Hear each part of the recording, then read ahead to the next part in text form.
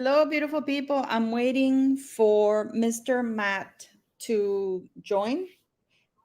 I think he's having some issues or something like that. So we can go on the live while we're here until he joins us. Okay. I hope that's okay with you guys.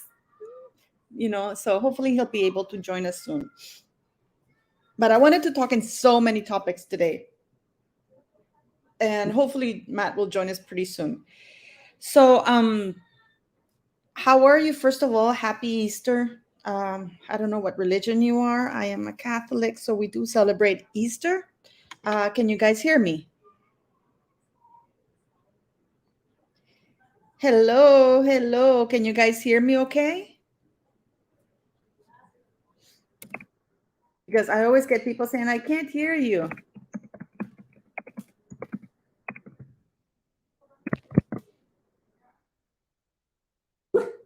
Hello, hello. Thank you. If you're new to the channel, um, welcome. If you with our lives, I know I usually don't like to advertise my lives so far in advance because there is a lot of Isabella K. I'm waiting for Bootneck to come on. So thank you very much. Yes, I'm waiting for him to come on. So it'll be shortly, hopefully. Yes, I don't like to advertise my lives too far in advance because of censorship. So, but I did this so you guys have some time to get together and to schedule it. I know that it's unfair on you, but at the same time, in order to have a live, and not be so censored, it's better for me that way, but I do understand that some of you are angry about that. And please don't forget, make sure that you're still subscribed. For some of you who are watching, make sure that you're still subscribed, because I get a lot of people telling me, oh, you unsubscribed me, you blocked me.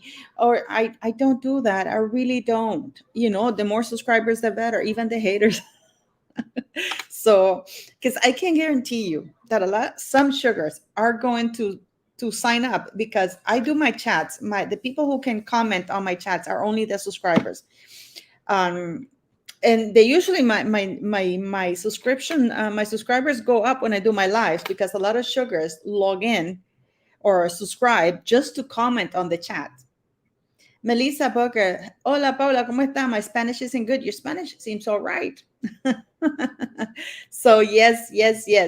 So please don't forget to like the chat. Thank you very much for being here. Hi Maggie P. Hello Maggie P. I wonder how I can make you a moderator. I don't know. I'm using StreamYard, so I don't think I can do it here on StreamYard, but I should make you a moderator, Maggie P. Um, Haters are fans in denial. I know. Please don't forget to like, share, and subscribe, guys. You guys are amazing. I'm waiting for Matt to come on so we can talk about so many things. I gotta tell you, I am I am I am actually gonna do a video on it, because one of you magnificent subscribers, I've been trying to think of how to put things in words, because I have these thoughts in my head, but I don't know how to formulate them in any language. But I saw a comment, and the lady said that Meghan resented King Charles, because, and the royal family in the United Kingdom, because I'm gonna see if I can do here on my YouTube thing, Maggie P, to if I can get into this, so I can make you I don't know how to do this. I hope I can do this. I'm on the live here. Okay, here's the live. I don't know how to do this. Okay, Maggie P, I'm gonna try and make you okay, here we go. But you are already, somebody made you how do you say,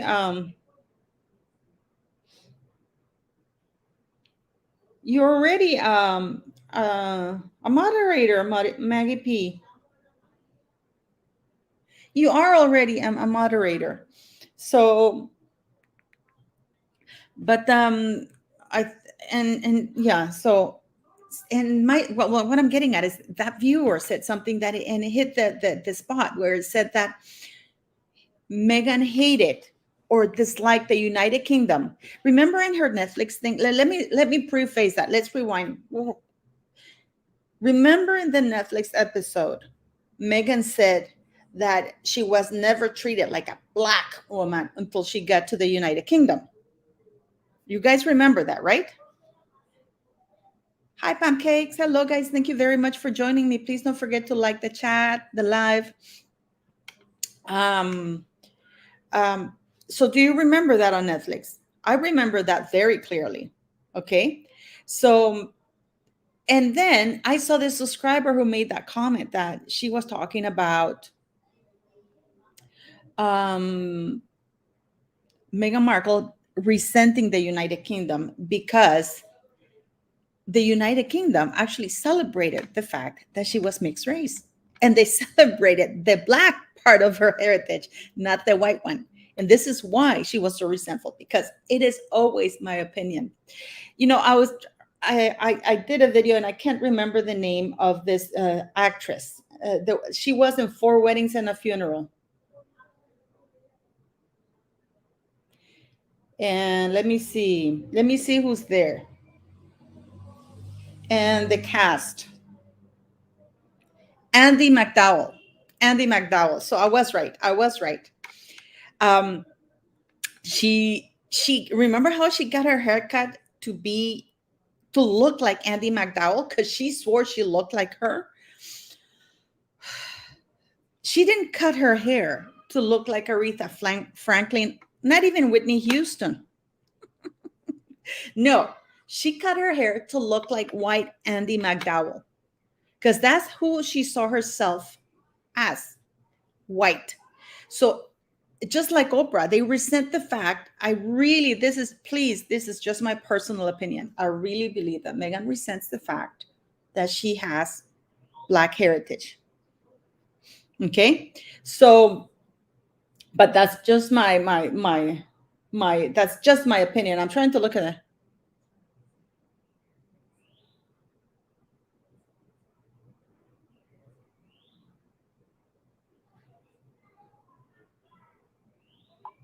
I'm just looking at here because I'm trying to sort out something here. Sorry about that. It is for me, and for me, this is just a very personal opinion, because I look at someone like Meghan Markle, and I don't understand the black community, because I don't know why they claim her as one of their own when she has always refused them.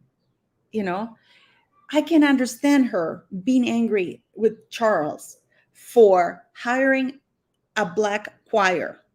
And it is my very humble opinion that she hired that black bishop from Chicago because of Oprah. But that's Angry Bootneck, you're here. Hello. That's fine. Get your tea ready. People are waiting for you. They don't even want to hear me. They want to hear you. So, and I can imagine her being so angry at it, that, yeah, because Meghan Markle doesn't want to celebrate the fact that she's black also, because I'm not going to say she's black, that she's mixed race, but she's always celebrated her white heritage. When she went to Malta, she didn't go to Malta looking for black relatives, and now we have that she's 43% Nigerian. When she went on Rachel Ray, she said to Rachel Ray that she had a lady who done her genealogy, and I'm from Malta as well, so I'm going to Malta to do the thing, right? So I guess that lady from the genealogy thing was wrong, because it turns out that she's almost 50% Nigerian, in spite of the fact that her mother is mixed race, white and black, and her father is completely white. I mean, on her father's side of the family, doesn't get as white as they do. Okay? So please correct me if I'm wrong.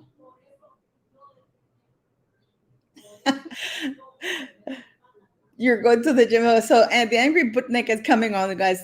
So there was a mix up with the time. So he's coming on. He's such an amazing guy. I really like him. He's such an amazing vlog. But anyways, but that's just my opinion. I mean, what do you guys think? Yay, I know you guys are more excited to hear him than me. By the way, if you haven't subscribed to his channel, do it. He's really funny. I mean, you may not agree with everything he says, but he's funny on the delivery, nonetheless. I mean, you guys are gonna be angry with my next video. I'm gonna talk about Meghan's second or third wedding because now we don't know which wedding it is. Nothing is known about this woman. But I mean, what do you guys think? Does she do enchantress? Does she do charity for Black people? Not according to the tax return from Archwell. And this is the thing: celebrity, they highlight the spot on them. Royalty, they highlight the spot on others. They're to help others. Celebrities is to help themselves. I didn't see any donations. Just to give you a reference here, they managed to raise less than $5,000 from public funds from people. That's how unpopular they are. Because they didn't raise millions from everybody in the United States or even the UK. They managed to raise in a whole year less than $5,000 from public. They didn't do any fundraisers. They didn't. You know that New York Met Gala that they pay $1,500 or something ahead? Or remember that thing that Meghan did in Ohio or someplace like that she went to give a speech that they pay like $3,000 or $1,500 per head. She was paid for that gig, yet she donated none of that money to the Archwell Foundation or to any other causes. They don't donate their own money. It doesn't, and the funny thing is, it didn't reflect, and correct me if I'm wrong, it did not reflect at all. Remember how Harry said that a percentage of the profits from Spare were going to be donated to certain causes? I don't see that reflected anywhere. I think it was going to be Centevale that he was going to give them the donations, but I haven't seen Centevale's tax return, so I don't know where it is. So going back to the term, you can see that I have ADHD, right?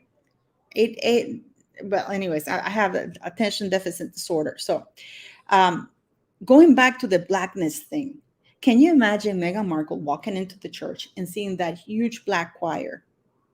She was embarrassed. And I can guarantee you that she was embarrassed that her mother was there. Meghan Markle preferred not to have any Black side of the family. You know how much fun would have been to see all her Black relatives there? The Black uncle that passed away, who's married to a white lady. His uncle who gave her a break at who thanks to him she got the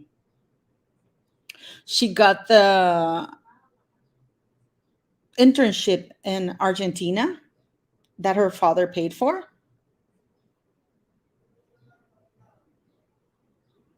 That would have been wonderful. But to me, the reason why I think Meghan Markle hates the United Kingdom is because, and the monarchy, they kept celebrating her Blackness or their lack of. There's no Blackness in her. You can't see her. And any little Black thing that she has, she's removed. Lido, looking good, Paula. Thank you. Thank you very much. You know what? I'll take the compliment. I received so many emails. I got an email from a lady saying that I'm an old hag and therefore this is why I hate Meghan. Just to put things into perspective, Meghan is 41. She's only 13 years. Here's Matt. Let me.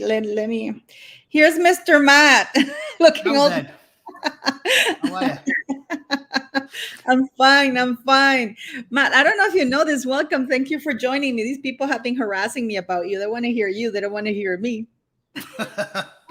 That's not unusual for me. My wife is always telling me to shut up. So yeah. Listen, before we start, I want to thank you about something because believe it or not, I do watch your videos. And you were talking about Star Trek, because I'm a huge Trekkie. Dude, look at my eyebrows. These are natural. And let me tell you something. When I was a kid, Star Trek was You remember the series, right? Because I'm 54. So this is way back. I think we were just getting color television when I was but but people used to call me Spock because of Vulcan, because of my eyebrows, and they thought they were offending me, and they didn't know that to me that was the biggest compliment there is, because I actually loved it. But Yeah. I was watching Picard the first season, and it was so awful. I said, screw it. I'm not gonna watch this anymore, because I was watching. It's like, what the hell is this? So Walk. when you talked in your video that the third season was actually kick-ass and they went back to the old formula, Yeah. I want to thank you from the bottom of my heart, because I love it, and I love that they're getting all Yeah. their crew back. I am so excited about the. Well, Yes. what's really good about YouTube is you can find accurate reviews and accurate opinions on things. So like I told you before, I watch very little television now. I just watch YouTube when I'm relaxing, because you can find exactly what you want. You go on the search bar and you can type in almost anything and you find exactly what you want. And it's not like that when you watch TV. So with popular culture, stuff I want to watch for entertainment, I don't even go straight to the show. I go straight on YouTube and I find a couple of reviewers who I like. And I get their opinions. So I didn't even watch. I watched about 20 minutes of Picard, the first season 1, and I realized how shocking it was. And I went straight on YouTube, watched a couple of reviews, and then happily ignored both seasons. But you can just jump into season 3, and then there's a little bit of exposition to tell you what's gone on, and you can just jump right into it. And we just have to not watch it. Someone was having a pop at me on YouTube saying, "Oh my God, like, you do realize that Star Trek was always woke, don't you?" And I was like, it wasn't. Like, you don't know what you're talking about. Star Trek was intelligently liberal, which I think I am. I'm liberal, and I don't think I'm a moron. There's a big difference between liberalism from the 1990s and the noughties and this insane, deranged cult that seems to be running the world now. And so I had to tell the guy, I was like, no, I'm a Trekkie and I'm a liberal person and I've always been that way. And the original series, everybody knows about the original series. It was a fantastic show and it was groundbreaking, but it wasn't woke. There's a huge difference between intelligent liberalism and the ridiculous, inane stuff that we get now, where they just crowbar their political opinions in aggressively, like, oh, get them in there, like, eat them. Who cares what you think about the series? There's a huge difference. So it's a total fallacy to say that Star Trek was always woke. It wasn't woke. It was intelligently liberal. Yes. Let me tell you something, because Captain Kirk was screwing any female. If you think about it, Captain Kirk was the first, inclusive womanizer, because he didn't care whether she was green, had 10 tentacles, that she had 4 heads, if it was a female, he was onto her, you know what I mean? He was a very very progressive lady slayer, wasn't he? Captain Kirk. Yeah, I know. So I want to thank you for that, because I was so disappointed, because I thought, oh crap, they got to Star Trek, Yeah, well, of course they did. Got to everything. No, got to the royal family, haven't they? You've now got. I can't believe William gave Jacinda a job. Can you believe that? No, it's as we talked about last time I was on. It seems as almost as if they're trying to get rid of the royal family. And let me tell you, one of my best friends, she's from New Zealand, and she's married to an amazing photographer. He's a worldwide renowned photographer. They usually hire him to judge, the people who win, that they win the photograph of National Geographic or whatever of the year. Well, her husband is one of the judges, and he's an amazing photographer. He's done BBC documentaries. I don't want to say his name because I don't want people to go trash him, because I get a lot of people big sugars. But my friend, she's a through and through New Zealander. She helped with the Maori thing and stuff like that. She couldn't believe. And she's liberal. She's completely woke liberal, and not woke liberal, but she's very liberal. She's very pro Aborigines and stuff. And she couldn't believe that. Yeah, I can't believe it. I'm sorry, I can't believe it. Oh, I could. Well, I'm black-pilled Matty, right? I'm always expecting the worst. It's as I've talked about this on my channel before. Essentially, because the woke have captured all of the seats of power and all the institutions and all the big companies and the big corporations. Everybody's gone all in with it, and it's an act of self-harm, really, because they're constantly ignoring the base in the vain hope that they can reach out to people across the aisle. And what they don't realize is this modern woke phenomena, it's not like, old liberalism or the old left. It's a cult, and you can't win them over. And I've talked about how the Conservative Party in the UK has done exactly the opposite of what Trump did. Trump played to his base unapologetically. He said, I don't care what people who are never going to vote for me think about me. They will always hate me no matter what I say. So I'm going to unapologetically play to my base. What they've done in most of the world, and certainly in all the UK and Europe, is they've took their own supporters for granted, and they think they can win over people that hate them. So the royal family's done exactly what the Conservative Party's done in the United Kingdom. They think the royalists are always going to be on our team. So what we'll do is we'll pretend to be woke all the time, and hopefully we can win over some of those young woke people. And what they don't realise is they will never win them over, but they will alienate the people that used to support them, i.e. people like yourself and myself who would have considered ourselves to be royalists. I'm very, very quickly going towards, well, okay, let's just get rid of them then. If you're going to try and pander to these woke people, I don't care about you anymore either. And I think it's suicidal what they're doing, because they will never support them. A dyed-in-the-wool Republican is never going to turn into a monarchist just because Prince William gives sheep teeth a job and starts placating the woke. But that's what they're doing. It's suicidal. No, and all they're doing is alienating the people that should be supporting them. And the thing is, one of the things why I love the Queen, I love that, I'm a monarchist through and through. And I'm not a royalist. I don't follow, but I would make an exception for Prince Philip and the Queen, because I don't know about you, Matt, but in this world right now where culture, traditions, values, morals, and I'm not a Trumper, by the way, or anything like that, but I am maybe a product of my time, where we were supposed to respect our elders. You don't speak if you're a child to interrupt an adult. You ate what was put in front of you. There were no such thing as safe space. You know what I mean?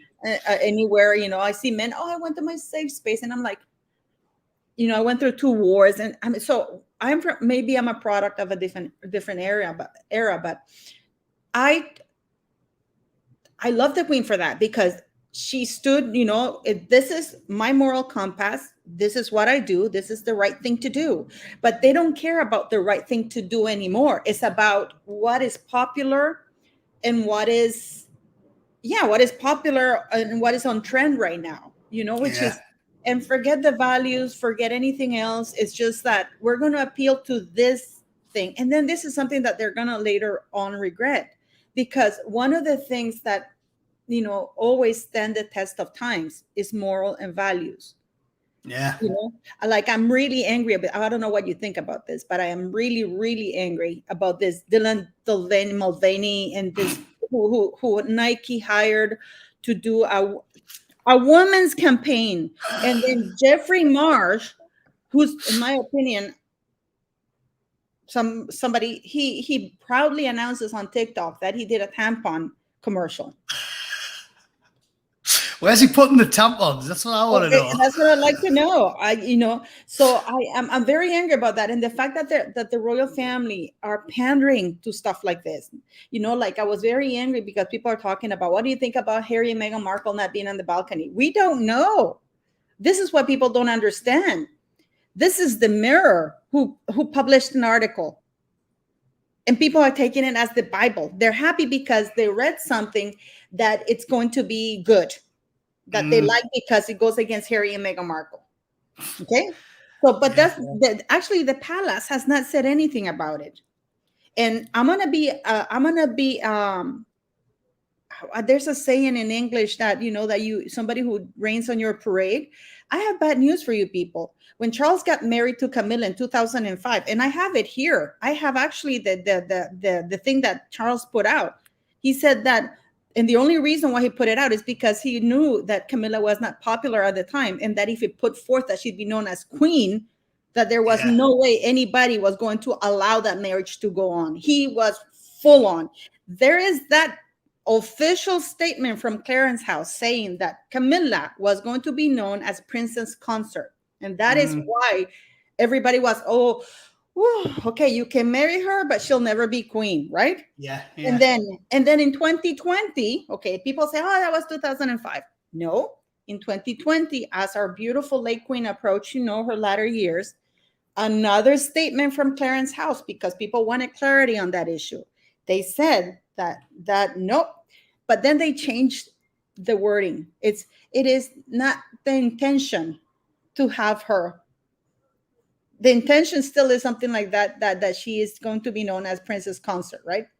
Yeah. Now, when the queen sent some statement that she released last year or something, she said that she wished that Camilla would be known or accepted as the queen consort. But so I don't know if you read that article, that Parliament was actually really angry because that sentence was not approved by Parliament. That was snuck in after it was done. And now people are going that now Camilla is going to be queen, because now the invitation has gone out as queen. So for people who are reading in the Mirror that Meghan Markle is not going to be in the balcony with King Charles and Harry because the Mirror said so, given what we know of what Charles is doing, I mean, talk about the long game. That's a long game. That's 18 years. Well, we disagreed, didn't we?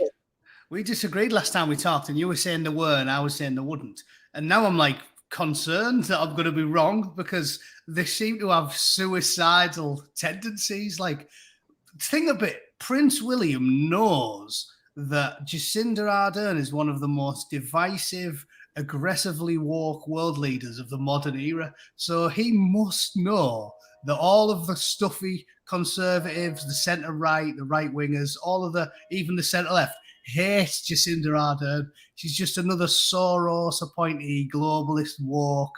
Oh, yeah, you can be vulnerable and be a leader, woman. And he gave her the job anyway. So the reason I was convinced that they weren't going to have them on the balcony was because I didn't think they were suicidal. I was like, unless you've got Apache gunships strafing the crowds, if that's what you want to see, Apache gunships strafing the crowds. I said, what were my words to you? I said, if they want to put her on the balcony, they best have a few tanks in front of the balcony, because the mob will pull at the bits. Now they seem to have displayed that they have absolutely no concept of self-preservation. They're like lemmings. They're suicidal at the point where I wouldn't be surprised if Prince William and his dad held hands and leapt headfirst off the balcony, because they appear to have a death wish. And so maybe you're going to be right. Maybe they are going to put them on the balcony, and then the angry mob will go. They invited them. I know. Mental. It's mental. And I got to ask you something, because I actually did a video yesterday. It's so funny, people, you give them, and there's a saying in Spanish, que le das la piedra, which means, listen, I'm giving you the stone so you're able to throw it. Basically, I'm giving them a clue. Giving you the ammunition, yeah. Yes, thank you. Because we have the Heritage Foundation asking for Harry's visa application, right? To see if he disclosed that he'd done drugs. Okay, but listen, what is beautiful is this, because it had been nagging me a little bit. Thank you, Meli Feliciano. Thank you. It had been nagging me but I wasn't sure, but it had been nagging at me because, in Spare, he talks about drugs. There's especially an episode where he talks when he's at Tyler Perry's house and he's rolling joints while his son and wife sleep inside. Remember that? I don't know if you read that. No, I actually did read the book. I couldn't hear him because I just couldn't. Somebody sent me the book. I didn't buy it. And then he talks among all of that, not the past drug use, current drug use while he's in California. Yeah, on his green card. Yeah. But listen, I did the video yesterday. I read the law as it stands, because this is a mistake that many immigrants make, that because the state is allowed to do certain drugs in a certain state, that means they think that they can do it, but it's not federally approved, right? It's only exactly statewide. As long as any of those drugs is not approved, and even if it's only one state, he's committing a federal crime. because he's not a U.S. citizen. And this is, and in the website for the police, they go on and say, uh things to do: don't disclose that you do drugs, don't, or only do it if your lawyer tells you that it's safe to do, blah blah blah. And this is the mistake that many immigrants make. And apparently ICE and ICE, which is immigration, they actually crack down everywhere. They're very lax in California, but Yeah.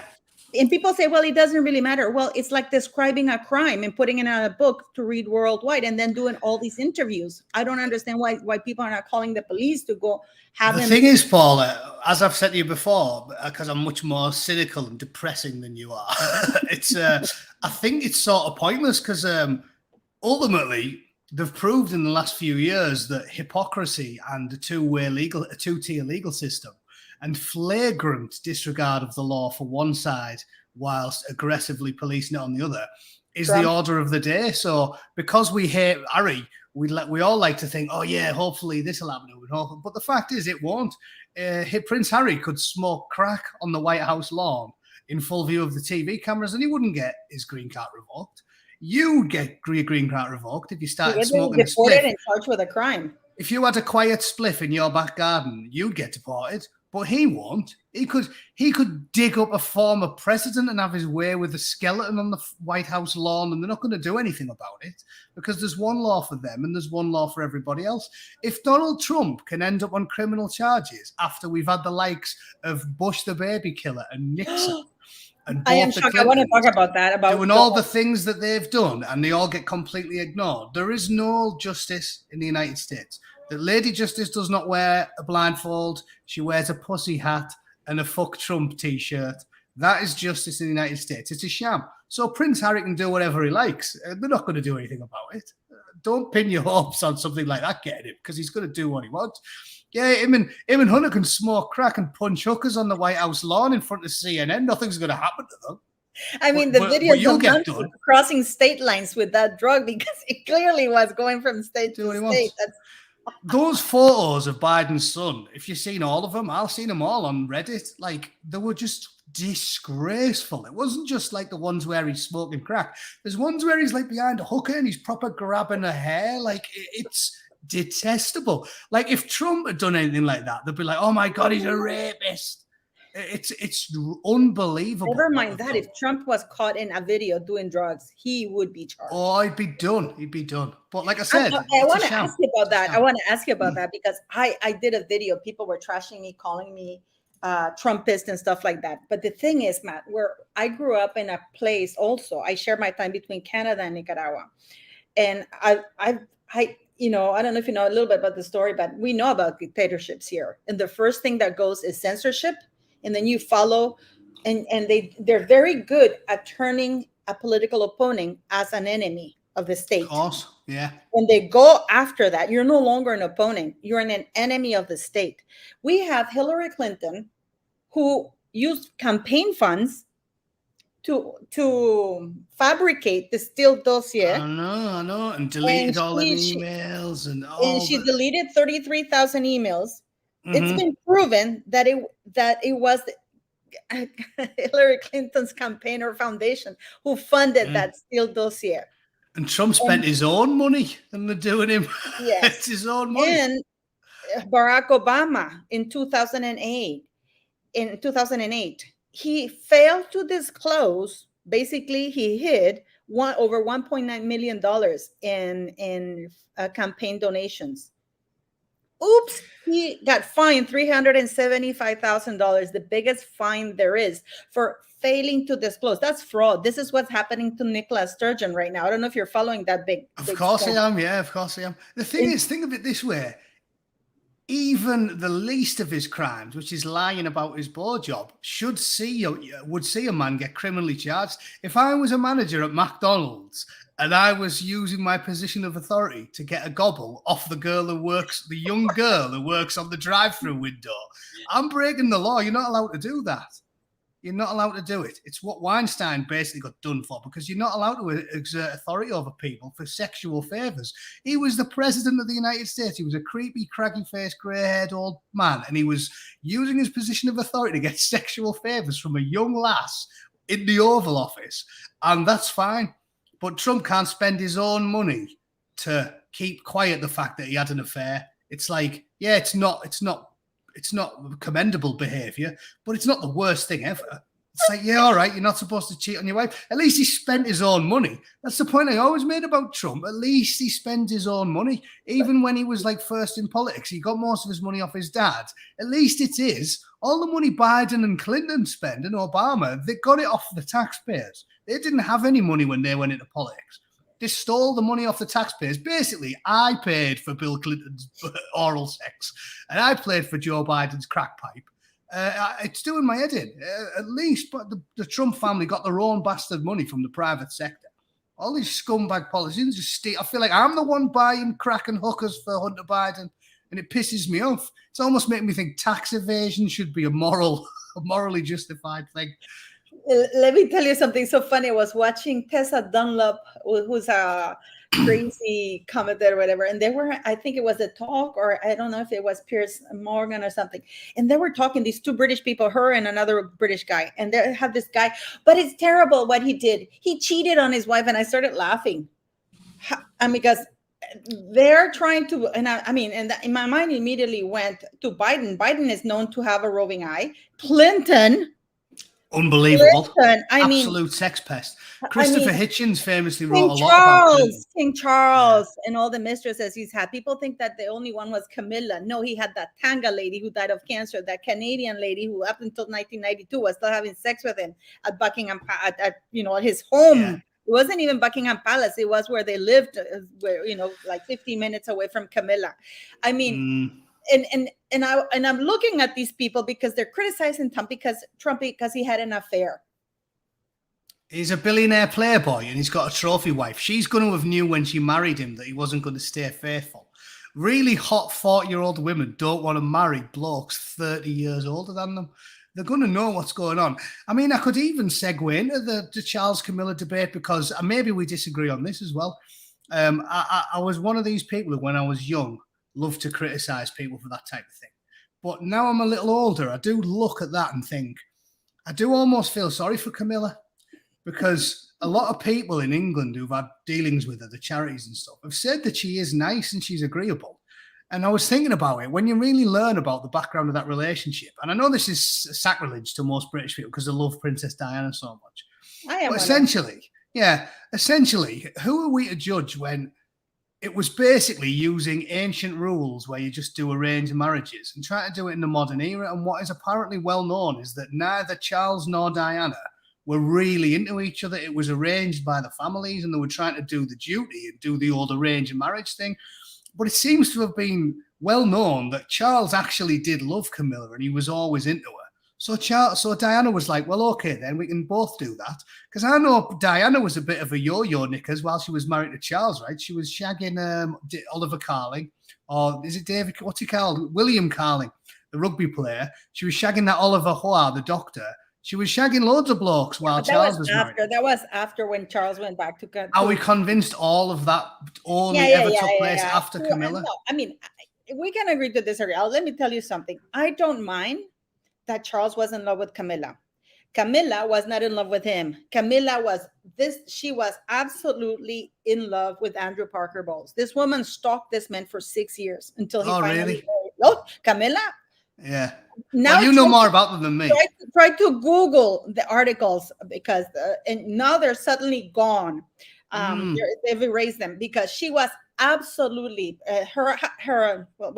Andrew Parker Bowles was having an affair with Princess Anne. So in order to get back, he was going out with Camilla. So in order to get back at him, she started having an affair with Charles. Right. Princess Anne dumped what's his name, Andrew Parker Bowles, and Camilla like having the attention of having Charles around. When Charles went away to some military thing, it wasn't that Camilla was forced to marry Andrew Parker Bowles. Andrew Parker Bowles, she was the love of her life. She kept giving interviews, and she was really angry when in 1994, do you remember that interview that Charles did where he ousted her, basically saying that, actually I'm having sex with Camilla Parker Bowles, a married woman. So there was no choice but to get divorced from Andrew Parker Bowles' side. You know, Right. this is why they were not allowed to marry in a church ceremony. Now with Right. Princess Diana, I mean, I don't think she was a saint or anything by any stretch of the imagination, but I do believe she was deeply in love when she got married. That she was young and naive, yes. That she Mm. suspected something, yes. But let me tell you something. I don't. I understand because some people do make that mistake. I did that mistake with my ex-husband. You observe certain behavior, but then you stupidly think, and I was 33 when I got married, but you stupidly think, oh, when we get married, that's going to change. I don't know Yeah, if that is. I know people do that. Well, what no, I'm getting at is, certainly I do that. I did that big time, and I was like, and then you get angry because wait a minute, he didn't change. yeah. Well, why would he? I know a lot of young people get married when like they know it's going badly, and they think, oh, this will help, or we'll have a kid that'll help, and it's no, it doesn't. Yeah. But I suppose all of this could tie into my original point, whether you think I'm right or wrong with Charles. Ultimately, what I'm getting at is because I'm responding to the chat there. It's very easy to criticize people for the behavior in a marriage. And what I'm saying is, I nearly lapsed on my last live stream into hyperbole by saying Trump's behavior was detestable as well. But I don't think it is. I think when you get older and you realize how complicated life is, unless you know the ins and outs of a marriage, you can't say it's the worst thing ever. Of course, it's morally wrong to cheat on your wife. Of course it is, but it's not the end of the world. You might have this total collapse in your relationship where you're not having sex anymore, you're not intimate, you're totally not getting on. It's not that weird for people who have an affair. It's like 50% of marriages end in divorce. I don't think it's as bad as people make out. I think people love to go on about it because it allows them to take the moral high ground. So if you've been divorced 3 times and you're a famous philanderer, you might love going on Twitter and going, oh my God, Donald Trump's cheated on his wife. It's easy to throw stones. Cheating on your wife is bad and you shouldn't do it, but it's not the end of the world. And it certainly isn't something that should be criminal or, you know, completely lambasted. And that's what the point I'm getting at is life's complicated. Marriages are hard. I'm not saying he didn't do anything wrong, but I'm saying to have a pop at a bloke because he had an affair with his billionaire playboy had an affair with his trophy wife who was much younger than him. And to even remotely equate that with full-blown criminal behavior by the Clintons or the theft, taking of money from foreign adversaries like the entire Biden criminal family, his brother, his son, himself, taking money off China, taking money off Ukraine, or Bush, the baby killer who illegally invaded a country, killed 1 million children and destabilized about 8 nations. To equate any of that with a bloke who, what's his crimes? He had an affair and he's orange. At least he paid it with his own money. Again, I think it's ludicrous hyperbole to put them even on the same level. Katie, I'm going to address that question. Doesn't Paula recognize that disparaging the royals in this way will ultimately destroy the monarchy? Now, no, the only people who will destroy the monarchy is the royals' behavior. I don't have a problem with Charles having sex with a cat while he was married to Princess Diana.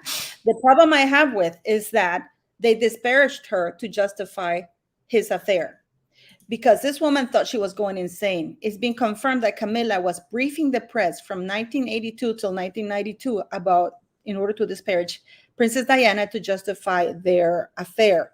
So they would call her crazy. And this is a woman who was very young. She didn't have the tools to handle 2 grown-up asses like there. I don't like the fact that he went into that marriage with an agenda and Diana went into it with good faith.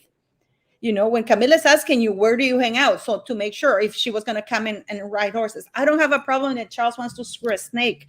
I don't have a problem with that. It's the whole thing of it that you're doing them a favor, Paula. You're doing them a favor because this is what I'm saying. People like you're more of a royal monarchist than I am. If we talk loudly and often enough, and all of the people who are even reluctant monarchists, which is the majority of the British population, because like I told you, you've got like 10% of the population who love them, 10% of them who hate them, like the Republicans, and then you've got the 80% who are like me, ambivalent, don't really care that much, but sort of support the monarchy because we've had them 1,000 years, who cares? We need people to criticize them for what they're doing because it's like going to the doctor. You might not want to hear that you've got cancer and you need an operation, but you need telling. You need telling. And if they don't listen to people like you and the general public talking loudly about this on social media and in the public spaces, they're going to commit suicide because they're obsessed with pandering to the woke that despise them anyway. And I keep telling you, if they don't start playing to the base and come back to the middle ground and the general public, which is not woke, they will get destroyed. And the people, the tens of millions of people who are reluctant monarchists will go from reluctant monarchists to reluctant Republicans, because they are annoying me that much that 5 years ago I was pro-monarchist, and now I'm getting to the point where I really don't care about these people. And if they keep putting both feet in the mouths, I'll be like, come on then, get rid of them. Because they don't. It's like what's happening with the Democrats right now. People, Totally. if you criticize the Democrats, you are an anti-democrat. You are anti-democracy. Because you can't criticize any Democrat of anything that they're doing. If you criticize Hunter Biden smoking crack on inhale, I don't know if you smoke it or inhale it, or if you criticize that when Joe Biden was vice president and he went to Ukraine 3 days later, Hunter Biden was on the board of chairman of the board of energy from Ukraine, or that confidential documents Joe Biden took as vice president, which he didn't have any right to take, were found in 3 homes, unsecured, in a garage, and one of them did a little tour through Chinatown. But if this is the thing that really bothers me about people, that they don't want to hear things. So if you criticize the Democrats, you are a Trumpist, you are this, you are that, you're a criminal, you're almost a terrorist, and you don't it's a good analogy, because this is the canary in the coal mine. When you were saying this, people are getting pissed off and going, oh my God, you're meant to be a monarchist. The whole reason you're saying it is because you are one. And that's exactly right. Sensible Democrats in America know the writings on the wall. People like Bill Maher, who is a dyed-in-the-wool Democrat, he's constantly railing against the woke now, because he's like, I gave millions of dollars of my own money to try and get Barack Obama elected. And now the second I criticize the woke, you all call me a MAGA boy. Because that's where we're living in, because they're insane and mentally ill. That's what they do. The bloke literally gave $1 million of his own money to get a black man and made the president of the United States. And as soon as he disagrees with the woke, they go, oh yeah, KKK MAGA boy. It's like, it's the canary in the coal mine. If they want to kill the canary, kill him. But it's a terrible idea. It's a very apt analogy, because what you're doing for the monarchy is what Bill Maher's doing for the Democrat Party. It's desperately trying to make these lunatics see sense, because if they go all in with the woke religion, then it's going to end badly for them, and they need to pay attention. What do you think of what Anna Perkins says? I cannot understand why Hunter is not languishing in jail right now. What's the betting that he will pardon him? Well, I've already said my piece. Of course he will. He won't get charged, and if he does get charged, he'll get pardoned. The hypocrisy knows no bounds, and this is why you can see how they're unchecked now, because at least in the noughties and the 90s, the ruling class tried to cover up what they were doing, but now they're so arrogant and decadent and convinced of their own power, because they own Silicon Valley and the mainstream media and the TV networks and the radio waves, where you've got, as I said, have you seen them infographics about CNN where, like last week, they did 290 minutes coverage of Trump and his criminal case, but they did 0 minutes coverage of the Biden laptop, or Ukraine dirty money from Burisma, or Chinese payments to the Biden family, or genuine stuff. None of that. And they're so arrogant because they know they control the narrative that they think they can do whatever they want. So, of course, he won't get charged anyway, but if he does, he'll get pardoned. They do not care. They're arrogant to the point where Biden could just, like I said, he could go on TV and say, yeah, I've took money off China and Ukraine, but I did it because it was important for America. And they think the mainstream media in Silicon Valley will spin it. So in a week's time, everybody will go, oh, it's good that Joe Biden took money off. If you think about it, it's good that he took money off China. Yeah. Let's go with that. Some clever twat at the New York Post. The war in Ukraine. It's amazing, the war in Ukraine, where they have a lot of businesses and they're making millions of Exactly right. Yeah. And now the general public, the woke, think it's a brilliant idea. They're all in. Every one of them's got a Ukraine flag up. They are so convinced, because it does seem to be what happens. They'd get a few clever people at the New York Times and the Washington Post writing opinion pieces saying things like, if you really think about it, taking money from China is a great idea. And within a couple of weeks, the woke would be going, yeah, that's a good idea. If you think about it, doing crack and punching hookers proves you're a feminist. Oh, yeah, that's a good, yeah, then let's go with that. The world's gone crazy. Steve Ray, go to the Angry Bootneck channel. Okay, that's their full name, the Angry Bootneck channel. I wanted to say something here. It's like, I mean, I in a way, I'm much older than you are. Not much older. Yeah, but I have maybe my experiences, Matt, that I have seen things that people say, oh, it'll never happen. Look, Martha Stewart went to jail. Nobody thought she would. Harvey Mm. Weinstein went to jail. Jeffrey Epstein went to jail. People who were incredibly, Gaddafi died, killed. Saddam Hussein, nobody thought that they would ever, ever, ever get dethroned or whatever, or kicked out. So this is why I don't believe in it's never going to happen, because it does happen. Just like Camilla is becoming queen, something that people, when the queen couldn't even stand to be in her presence, now she's actually going to be queen, not queen consort like the queen has, but queen. So I don't like to discourage people, because I've lived in countries, and I still live in one sometimes. I share my time between here and Canada, where it's never going to happen. It's not, it doesn't go in my head. I always think that things change if we're loud enough, I mean, right now, because one of the things that always get these people is arrogance. They get too comfortable in power, thinking that nothing can touch them until it does. I'm just so cynical, because I feel as if this has been something that it takes decades to do, and they've been doing it for decades. It really got ramped up in the 90s when you listen to that Yuri Bezmenov talking about how they achieve their aims. And it's generational. You need to spend 20 years indoctrinating a couple of generations of kids, and then you put all of those people in positions of power in all of the seats of government, the institutions, the mainstream media, Silicon Valley, all those top things. I feel as if now we've got no chance, because they have took them all. Like, again, it's a bit of a conspiracy theory, but at this point, I don't believe that there wasn't widespread cheating in the last presidential election. I don't believe there was. There was, and I can tell you why. I can tell you why. It was the first time my son voted. We were in Oslo, and you can vote online, right? He voted in Colorado. So he voted online. He got his email saying, thank you, your vote has been registered, blah, blah, blah, right? Fine, everything's great. And I was really happy. We went and had a dinner celebration for his first ever time voting in the United States. And then this is early October, and then in the mid-October or something. And then in November, we get a letter in the mail from Pennsylvania thanking Henrik for his vote. For Joe Biden. Democratic for Joe Biden. So we're like, I know he didn't vote for Biden. We're not even registered in Pennsylvania. So he's in Colorado. So where the hell is, so we went to the American embassy, right? In Oslo. Yeah. And we asked them, listen, this is not right. Because we printed out the email from Colorado, thank you for your vote, blah, blah, blah, right?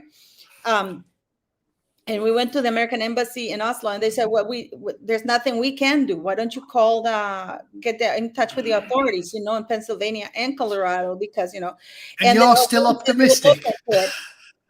After all this, you're still optimistic. Yes, I am. Yes, I am. Yes, I am. Yes, I am, because, I lived in countries where dictatorships have lasted for 45 years, which is where we're headed with the American. I never thought I was going to say this ever, but Trump is defending democracy. 100%. 100%. Trump is defending, I'm sorry, it's my dog. City, Benny. Trump is defending democracy. I hate to say this, but it's the truth. I know, and like I said, I didn't vote for him. 2016, he won in. I didn't vote for Trump. I've never been a Trumper. I've never been a right-wing person. But you've got to watch the evidence and follow it where it goes, haven't you? And ultimately, the evidence is undeniable at this point. There's been so much shenanigans by these people because they're convinced that when you control the narrative, it's like all out in Orwell's book, isn't it? It's all out in 1984. When you know that you control the narrative and the media and the propaganda from the likes of the BBC and CNN and all the mainstream media in Silicon Valley, definitely in this day and age, banning Trump from Twitter was clearly nakedly political. They timed it right and everything. It was just in the run-up to the election. Banning him, his biggest mouthpiece. It was all part of the plan. So they call everything election interference now. The reason they've got Trump on criminal charges is they're calling it election interference when it's objectively ludicrous, because obviously you can't prove that the reason the payment was made was to interfere with the election. That's how they've got these trumped up charges going. The obvious thing you'd say if you were his defense lawyer is, no, he paid the Stormy, that slap by Stormy, 130 grand because he wanted to conceal an affair from his wife. They have to prove that the sole reason he did it was to election interference. And again, it's just another proof of what Bezmenov was saying about how they always are what they accuse you of. They did definitely cheat in certain aspects in the election. Getting Silicon Valley leaned on by CIA and FBI assets to make them get rid of Trump was election interference. Everybody knows it. The way they've behaved in public is election interference, but they're trying to say Trump did election interference because he didn't want them to hear about his affair with Stormy Daniels. Everybody already knew about his affair with Stormy Daniels. That was the least of the negative stories they ran about Trump. It's just laughable. And as the option was, the point was very eloquently made by Peter Hitchens in the UK. He said, they always they lie by omission, right, is what they do. They don't, sometimes they outright lie, but what they like to do is lie by omission. And Peter Hitchens pointed out that they love to say there is no evidence of widespread voter fraud, right? Because that is a very, very open-ended thing, widespread. What definition is widespread? You could say there's evidence of it in 20 states, but that's only 20 out of 50, therefore it's not widespread. So they always go, there's no evidence of widespread voter fraud. And Peter Hitchens was like, no, but there is evidence of voter fraud in the 5 or 6 places that you really, really needed to happen. And that is it. Like, do you know this? Trump won against Clinton by a margin of about 80,000 votes. If those 80,000 votes in sort of 6 or 7 congressional areas, swing states, hadn't gone his way, he wouldn't have won. So there is no evidence of widespread, if widespread is this narrowly defined, whatever we want it to mean, widespread. But there is evidence of lots of voter fraud, especially in the 5 or 6 places that they really, really needed it to happen. We all went to bed when he was winning. And when we woke up 5 hours later, he'd lost. There was did you see the statistics about all them bin liners full of votes that got dropped off in Pennsylvania? Yeah. It was a contested election. So if the bin liners full of votes got counted and it was like 60% Biden, 40% Trump, then you could go, okay, one of them things. But they've counted them and it was like 98.5% of them were for Biden in these 3 bin liners full of fucking ballots. It's obvious. It's obvious. But they're not talking about that. It's terrible. I got to tell you, what people don't understand is like they're thinking very narrowly in the sense of Trump. Forget Trump. He could be anybody. He could be you. Yeah. What the thing is that people don't understand is that you're watching democracy die. And just because the party is called Democratic Party doesn't mean that they believe in democracy.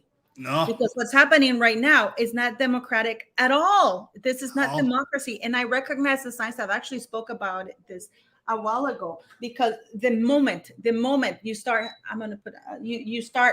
you censor. The moment censorship, the moment that you demonize or you turn your political opponents into enemies of the state, there is a big issue. And I know that many people think that I have very unpopular things, like, oh, you hate Charles, you hate Camilla, or if you're a monarchist, why are you criticizing them? I criticize any institution that I love if I see that it's misbehaving. Can you imagine? And just to give people perspective about what Prince William did with Jacinda Ardern, what if Prince William had hired or had included Trump in the Earthshot Prize as a co-chairman? Yeah, it's that divisive, because even though you may like Trump and you may say, oh, that's a great, but he is a divisive figure.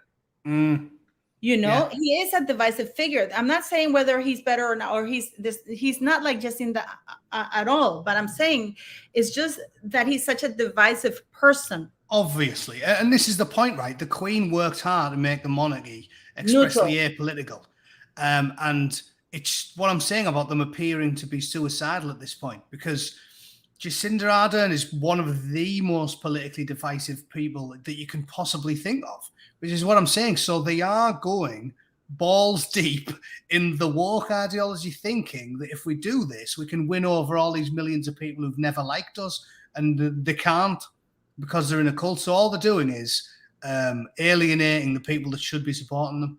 And it's exactly right what you say. That job is a non-job. They could have had anyone do it. Get someone who's an expert in environmental science or something, get them in to do that job. They could make an apolitical appointment. And they've picked probably the most openly woke figure in world politics of the last 5 years. Like, as you say, it would be the equivalent of just sticking Mike Pence or Donald Trump in the job. Like, oh yeah, we're just gonna use Trump in an advisory capacity. Oh yeah, how do you think that's gonna go with 100 million people? Or anybody who's not woke, because I'm seeing that their political, that their Earth shot is being politicized by Prince William, which breaks my heart. Because, and this is one of the things that people don't understand, that the monarchy, why I love the monarchy when it works, because only the Queen could have the Chinese president come to dinner with her. Yeah. The government couldn't, but the Queen could, because the Queen it was a non-political figure. I don't see Charles having dinner with Putin. No. And that's why they've gone wrong. Like I said, they seem to be suicidal. They've wrecked the monarchy within a year or two of the Queen dying, because they are now an expressly political organisation. It really breaks my heart. Yeah, well, I'm not as sentimental as you. As I said, I'm British. I was a it breaks my heart, because I'll tell you what, it breaks my heart. I'm glad the Queen is not alive anymore, nor Prince Philip. I don't think they would have been able to get away with it. But let me ask you something. Did you see the scandal about Nicola Sturgeon? What are you thinking about that? They say that that's why she quit. I'm thinking, like all commie dogs, she's obviously thieving. That's what they all do. Again, none of this is even original. This is the reason I hate them so much, because I like original, interesting conversations. Like when we have a chat, I don't know what you're going to say, and I know I'm not going to agree with everything you say, and that's why it's interesting. The thing I hate the most about these people is how tiresomely unoriginal they are. Nicola Sturgeon is just another dull, old-fashioned Marxist, and she's going to do what they always do, which is corruption, nepotism, cronyism, theft. Feather in your own nest while you're in power, like they all do. It doesn't matter whether you're talking about Stalin or Mao or Pol Pot or Castro or anybody else. That's what they do. So that's what she's done. She's got her dirty fingers in the cookie jar, and she's took advantage of it, stealing everything while she's got the chance. That's what they do. The short-termism of the communist, because the conservative builds for the future. As we know, they plant the trees whose shades they will never sit in. But the commie dogs just rob. That's all they do. Steal from the betters and then bugger off with all the money. That's what they did in... who was it who boarded the plane? Was it the prime... Who was it? I think it was the Prime Minister of Afghanistan that the Americans installed. He was like, oh, cheers, lads, we're up. And then he loaded up a plane with something like $30 million and just fucked off as soon as he possibly could. Because these people are rats. They have no morals at all. They're not interested in building for the future. They're just interested in feathering their own nests as quickly as possible. So Sturgeon is just another one in a long, long, long list of tiresomely boring, unoriginal commie devils who's feathering a nest, and that's why she's getting investigated. Of course she was. They all do it. You know, I live in countries where communism is, and the amazing thing is how attached to power they get. They're the first ones to criticize other dictatorships, but when they get to power, they don't want to let go, and they will demonize anybody else in the name of democracy, because they know what's best for you. And if you don't agree with them, then you're the enemy of the state. This is why they bore me so much. I mean, you know as well, it's because people like you and I are a little older than the 20-somethings. If you've read like one or two books about any of these communist sort of states, then it's boring, because everything they do is identical. It's just like a cookie-cutter approach. And it's genuinely boring. They all do the same thing, don't they? All of them. And it's corrupt the young, make sure you get young people away from religion and what they always thought they knew, because if you can convince them that everything they were told in the past was lies, you can fill the head with whatever total bollocks that you want to. They always want to take people's mind off the government's behaviour by focusing on trivial things like pop music or athletics or plays or whatever trivial things you want to do, entertainment, and then get people into hostile groups going on about controversial matters that are fake, that are of no real importance. Destroy your faith in your leaders, preaching about true democracy all the time. I mean, look how much they did it in Stalin. They did it. The Democrats are doing it now. All they do is go, oh, we have to save our democracy, whilst they're cheating and lying and stealing, encouraging extravagance for the government, producing the credit, destroying the credit of the country and producing fear amongst the people. John Kerry on his private jet whilst preaching about the end of the world. It is textbook stuff. It's like a checklist of all the things they do. And then obviously promote loads of strikes. They're all on strike in Britain now, aren't they? Everyone's on strike, so people get totally discontented with the way that the world used to be. And then you throw in all of your nonsense ideology and the people are ripe for it. So it's all by the checkbook, the playlist. And it disgusts me. I just don't understand how anyone with an IQ above room temperature can fall for something when it happens in the same way in every single country on earth all the time. As I said to you, I'm convinced I'm taking crazy pills, because you would think 75% of the general public would know this stuff. It's not rocket science. It's tiresomely unoriginal. Yeah, you would think, I mean, I was laughing because, I know it's not funny, but I was laughing because the police went with shovels to his house, to her house, looking for money. I mean, why bury it in your backyard? Well, they always do that as well, don't they? It's like they always do the same You think shit that's the first place they'd look? Yeah. That'll fool them. And it'll have been the same in the 30s and the 40s. It's always the same. And this is, I think, why we're in trouble, because in the Anglosphere, we've been so comparatively well led for so long. We were ripe for taking the piss out of. Places that just shook off the yolk, i.e. all of the Eastern European nations, the Visegrad group. Some of those places only shook off the yoke of communism relatively recently, so they know exactly what's going on. They know everything the media says lies. They know that what the famous quote, they know that we know that they're lying, but they still tell the lies anyway. So we're the ones that are ripe for it, and it must be built into our brains at this point after being relatively well led. Because have you noticed, it's all the Anglosphere countries that are the worst for it.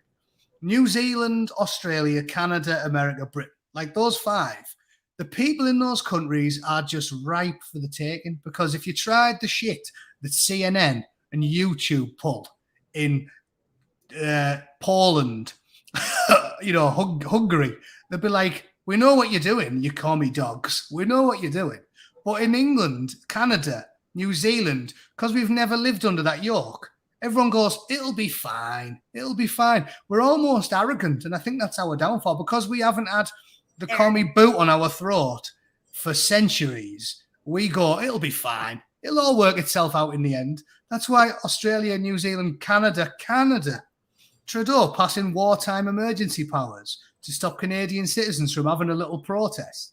And he got away with it. If you tried that in somewhere, like I said, if you tried that in Budapest, and they'd fucking set the Parliament building on fire while he was in it. But you get away with it in Canada. Ardern got away with it in New Zealand, because we're a victim of our own success. We haven't had the commie yoke on around our necks for centuries. We haven't lived under a tyrant. Yeah, you have, so you know, but we don't. The general public doesn't. The English, the Canadians. The signs, they don't understand the signs. They don't understand that and this is this is something that somebody always told me, and that absolute power corrupts absolutely. Of course. This is why, for example, we have Charles now thinking that he's an absolute monarch, and they do whatever they want without any consequences, until he forgets that the first King Charles I was executed. I mean, this is what I want to remind people of things, that nothing lasts forever. Nothing. And I know you're very cynical about it, but it's just that I've seen so much. I've lived in very, very incredible volatile environments that people who think they're never going to be out of power and they're out, and people think, oh, because I hear it in many places where I go, oh, nothing's going to ever change, nothing. But then when things do change, something happens, and I really do believe that what's happening to Trump is going to be like the match for something to happen in the United States, because that man has a lot of support and people are angry. And also the economy is suffering. And when you talk somebody's stomach, when you play with people's hunger, that's not a good, that never bodes well. The shootings, the mass shootings that are going on over. Well, all that's sort of linked, isn't it? Because they love seeing things like that, because they obviously want to do a gun grab. So there's theories out there that they actually promote this stuff. They promote mentally ill people being able to get their hands on firearms because they want more mass shootings. Because if they get more mass shootings, that's going to be the excuse the commies use to seize everybody's personal firearms. The issue is, I mean, talking about it long term, I suppose I can agree with you there. But the issue I'm getting at is, Wow. I'm worried about the now. Like, I feel like things have to get much, much worse before they get better. Because if you look at all of the people who've lived under authoritarian regimes like that, it does take a long time. You don't really get to vote your way out of it because they control all of that. You have to physically get violent. And when you read like the Gulag Archipelago and you realize how long it went on for decades. So I can agree with you if you're going to talk very, very long term, but I don't want to have to live through that shit.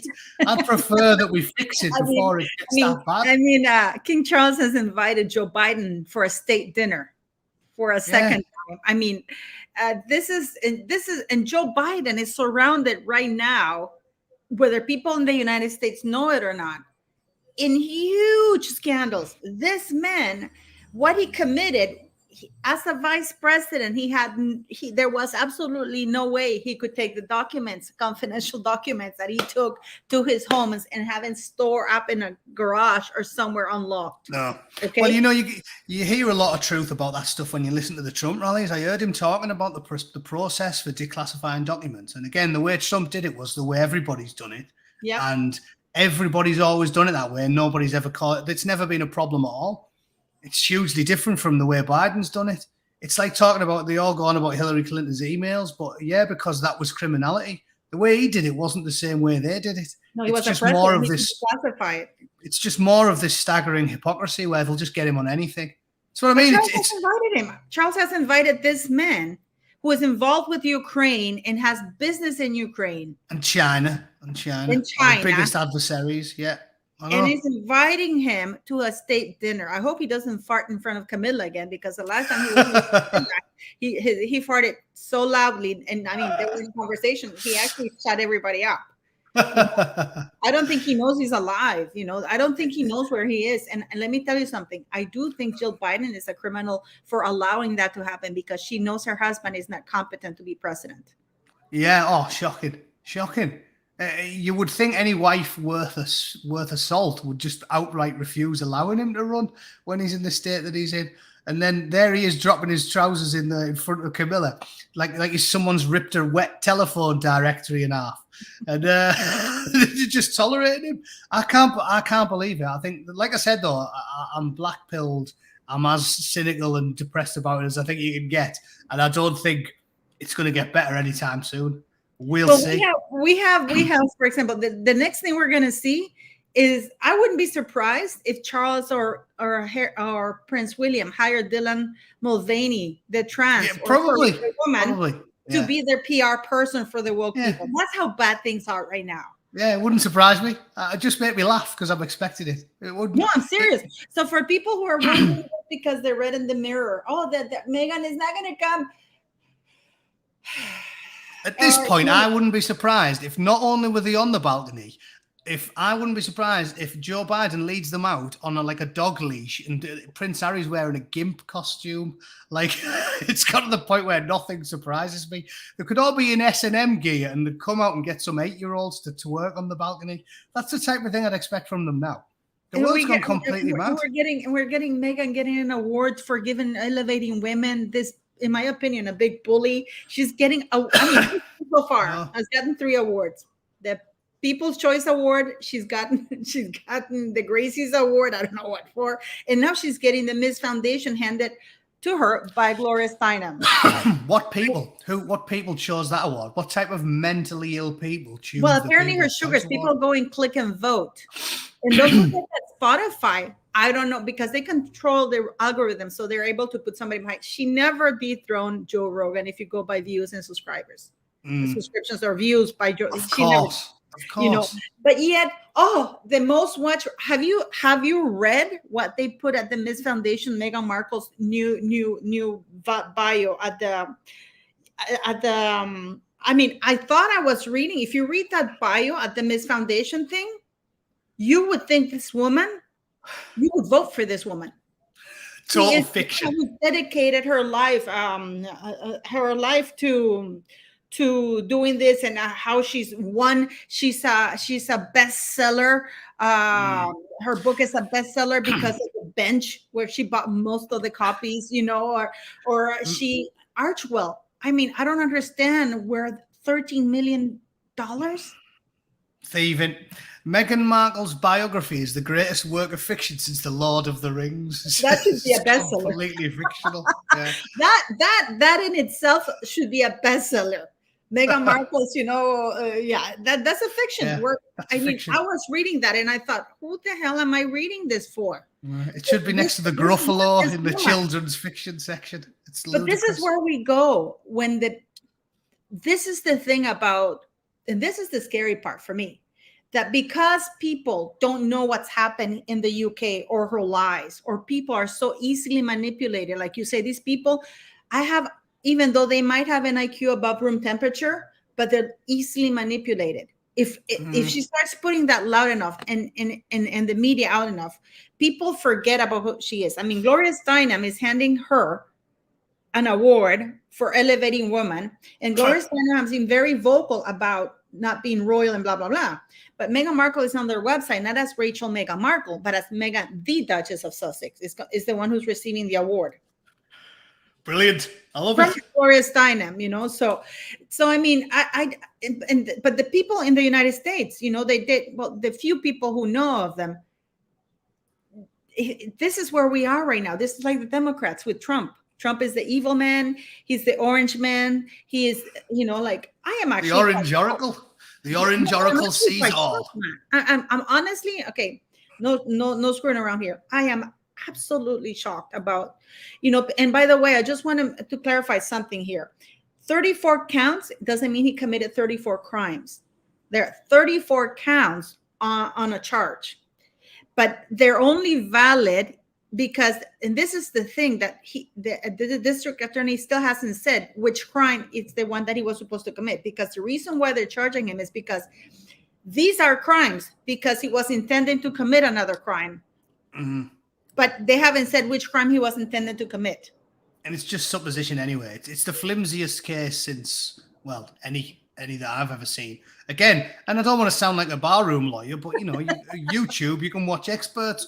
You watch Viva Fry or any of the legal experts on YouTube, and they say it's ludicrous. It's more flimsy than Elizabeth Hurley's dress. You remember that one with all the safety pins in it? It's the flimsiest thing ever. It's not happening. And again, the public can see it for what it is, and hopefully it'll give him a 10-point jump in the polls. But like I said to you, I'm convinced they'll just cheat again. I'm convinced they cheated in 2020. So why won't they just cheat in 2024? It doesn't matter if 80% of the country votes for Trump. He still won't win the election because the people in power don't want to do. I disagree. I can see now people are really angry now. Before, okay, we don't know whether he's stealing the election. Oh, he's talking shit. Oh, but now, even some Democrats, are like going, maybe we're going too far. They are. Self-preservation is starting to kick in some Democrats who are actually reading the room. This is something that somebody said to Prince William. Prince William failed to read the room when he had Jacinda on his side. He did not read the room. How can you not read the room? This room talks. This room is a talking room, and it says, "What are you doing, you silly bastard? You're making the monarchy expressly political." She's one of the most political figures of the modern era. I thought it was a joke because it was right around April's Fool, so I thought it was a joke. Yeah, it'd be less damaging if he hired O.J. Simpson to work on his fucking team. I can't believe what they're doing. It's like they're crazy. They've lost the plot. No, I am absolutely, like I was like, I really thought it was like, I thought they were going to have later, like, because they published it in their Twitter and stuff like that. So I thought they were going to have like April's Fool thing. Lunacy. Can you even think of anybody more famously woke than her? If you were to say to the average person in the street 6 months ago, name the most woke political leader in the world, they'd have said either Justin Trudeau or Jacinda Ardern. So they have now expressly made the monarchy overtly political. So they're in serious trouble. And as I said, I'm black-pilled. I'm convinced of the worst. I'm convinced that the monarchy's doomed. Scotland's going to get independence. And Trump's going to lose in 2024 because I think it doesn't matter. I don't think it matters. Let's make a bet here. Let's make a bet about Trump. I think he's going to win. I think something serious is going to happen because I recognize the signs a lot. And for example, the mainstream media is starting to lose their footing. You know why everybody, what? And this is, the internet is great for many things, but it's also not good when you're trying to get away with something. Because you know how you said when you get bored, you watch YouTube, right? Mm-hmm. But you know that each country has, for example, there's certain things you can watch in the States that you can't watch in Canada or in the United Kingdom and stuff like that. That's why you have VPNs, or you have, like. They're trying to get rid of them as well, aren't they? Yeah, and then what's happening here is like, I see people starting to turn a lot. The internet is going to be their downfall because information or an opinion spreads around so quickly. I know, but what you're not understanding is I agree with you. I think all of this is going to give Trump a massive bump in the polls because I know loads of normal Democrats, centrists, who are now saying, yeah, okay, I'll hold my nose and I'll vote for Trump. But what I'm saying is, historically, you don't get to vote your way out of communism. You don't get to vote you out of authoritarianism. You have to do it the hard way. So what I'm saying is he'll probably get 10 million more votes than the Democrat in 2024, but it won't matter. I'm convinced that they're just going to rig it. I'm convinced that everything that we think bad is going to come true, and then we're going to end up with about 5 or 6 or 7 or 8 years of total tyranny, and then maybe we'll be pissed off enough to do something about it. But I don't think you get to vote your way out of communism, and I think we are living in it now. I actually don't. There's a war for it. But you have to go to war. You really have to get exactly. But so it's not communism. It stops being communism at a certain point. It becomes dictatorship. It's like authoritarian. And then he moves to dictatorship. What was the name of that guy who makes these predictions? What's his name? He's very famous. Uri Geller. No. Oh, right. I thought you were on about the more recent one. Yeah. Which one is that one? Uri Geller's the dead famous one in England who always makes stupid predictions about stuff. He's like Nostradamus, he predicted that there was going to be a civil war. Apparently, yeah. Apparently, he predicted a lot of things. I think a lot of them are. Even the Simpsons, and the Simpsons had the actually pretty accurate. Yeah, the thing is, there's a lot of things by Nostradamus that are misquoted because he makes for such a good meme. But I know he has said some. Because I remember everyone talks about him when I was in high school, and they were like, "Oh, Nostradamus said that a dictator called Hitler was going to take over Europe and all this stuff." I don't know what's true and what isn't, but I know he did make some predictions. No, but the Simpsons, the Simpsons, when they did the scene way years before when Donald Trump yeah. He's coming down the electric stairs and he announces his campaign that he's running, and it happened. Yeah, that's weird. Well, you know why that makes sense, though? Because in this day and age, satire really is completely indiscernible from truth, like from what actually happens. The stuff that woke people put on Twitter, when I was a kid, you would 100% think it was comic genius. Like satire was big in the UK, wasn't it, in the 90s and the 90s? Benny Hill, the TV shows. Now. Brass Eye was a dead famous one in England where they made a pedo episode and they did loads of satirical things about pedophiles. And that's all come true. Now you will get serious political figures going on Twitter like Rachel Reeves in England and saying, "Oh, of course a woman's got a cock." Right? That's satire. That is genius. If you've seen that 20 years ago, You would assume it was a comedy show. No, I mean, I am very, you know what? I'm actually did a video. I'm going to post it tomorrow. But I did a video because, and many of you are going to be angry with me. I really don't care. Okay. What if I tattooed my entire body black? I filled my lips to look big and I got myself an afro. Can I go call myself black? I know, and isn't that strange? Because this proves the hypocrisy and the insanity of their position. Like I've said, it's hypocritical.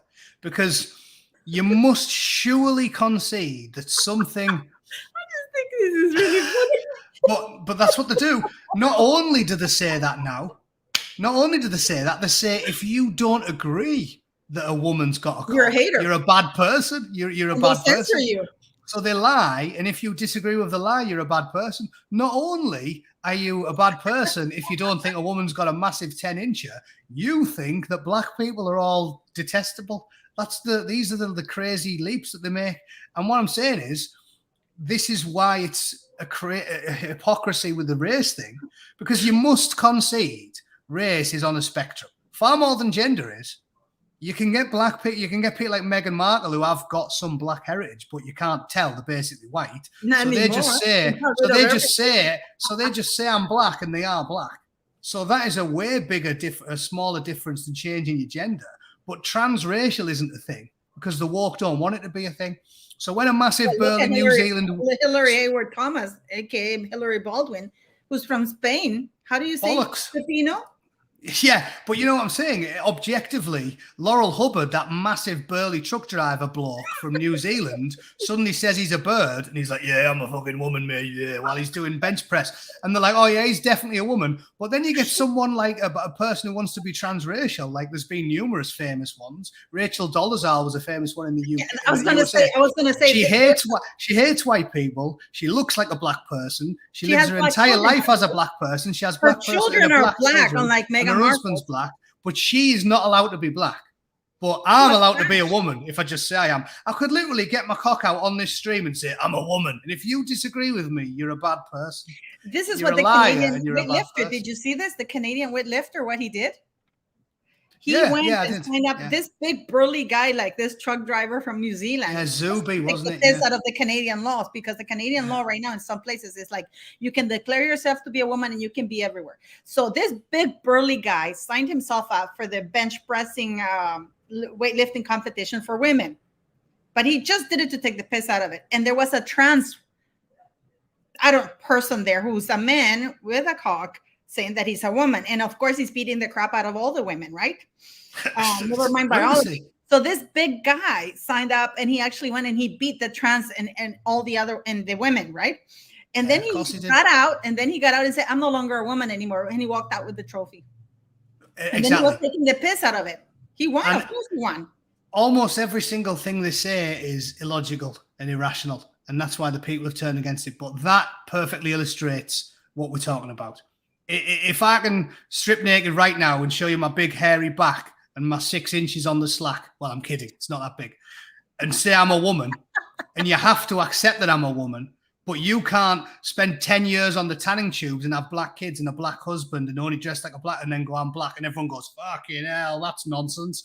That perfectly encapsulates what we're talking about. Hypocrisy knows no bounds. If you agree with their ideology, they'll back you up to the hilt, no matter how irrational it is what you're saying. And if you disagree with them, no matter how logical and sensible and centrist and reasonable it is, they will call you a KKK MAGA and send you to the gulag.